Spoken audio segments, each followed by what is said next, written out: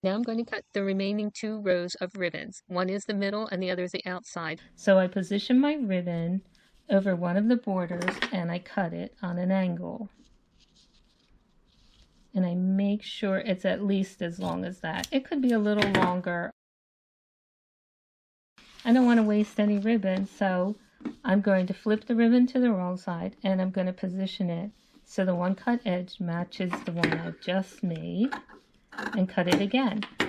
Remember, it doesn't make any difference what direction the velvet ribbon goes in this project, so you don't have to worry about the color variations that come with a mapped product.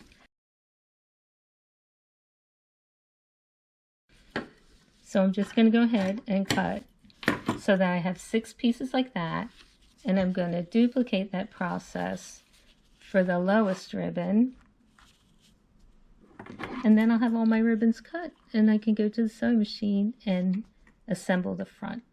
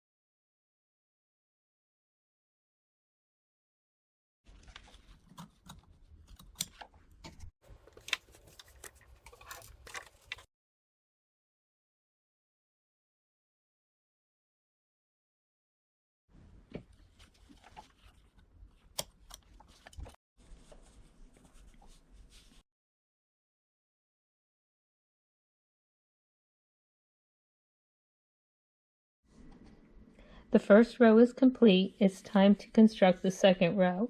The second row is constructed the same way as the first.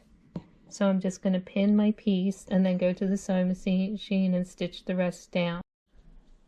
As I prepare to stitch this second ribbon on the second row in place, I'm going to look at the ribbon it's going to cross at top, and I'm going to try and keep my beginning stitches and back stitches all in that vicinity. I'm going to try and leave the very top of the ribbon free and available for trimming if I can.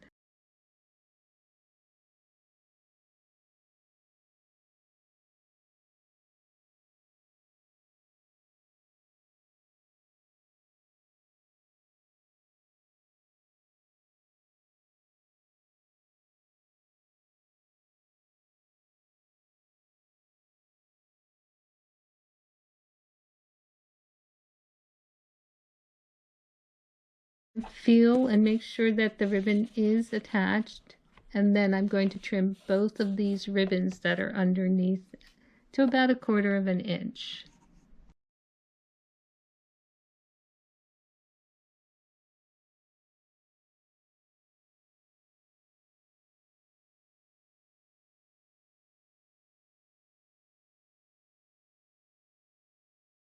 I want to point out that the ribbon is shorter than the border here.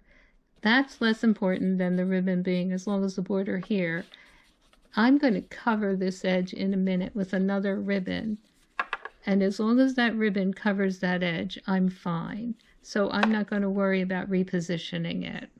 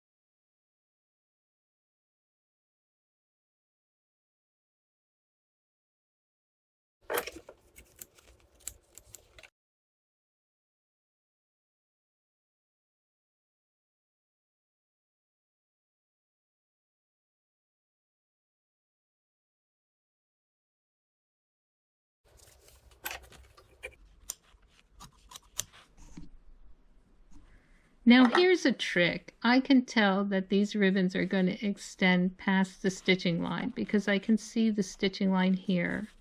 It's going to be very difficult to trim these ribbons after I've sewn this final one in place. So I'm going to just trim these up just a little bit before stitching. Not as much as I normally would do because I want to make sure to catch them. But I might trim this one so it's not overlapping the one it runs into over here.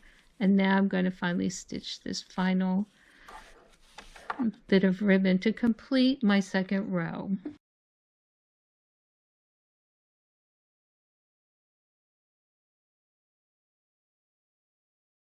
It's time to sew the third row. I have my one piece of ribbon already pinned, and I'm going to start applying the rest of the ribbon.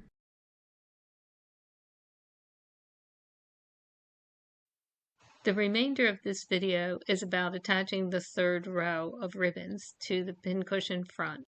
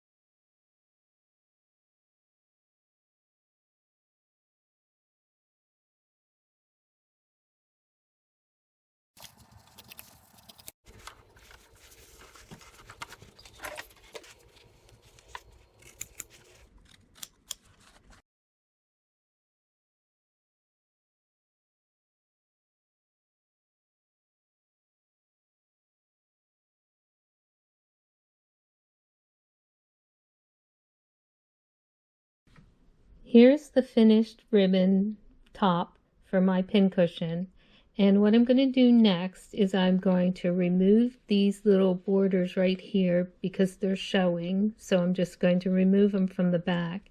And the other thing I'm going to do, I know this back looks kind of messy, I'm going to zigzag following the border that I stitched in a contrast color back at the beginning. I'm going to zigzag so the zigzag starts here and goes in towards my ribbons.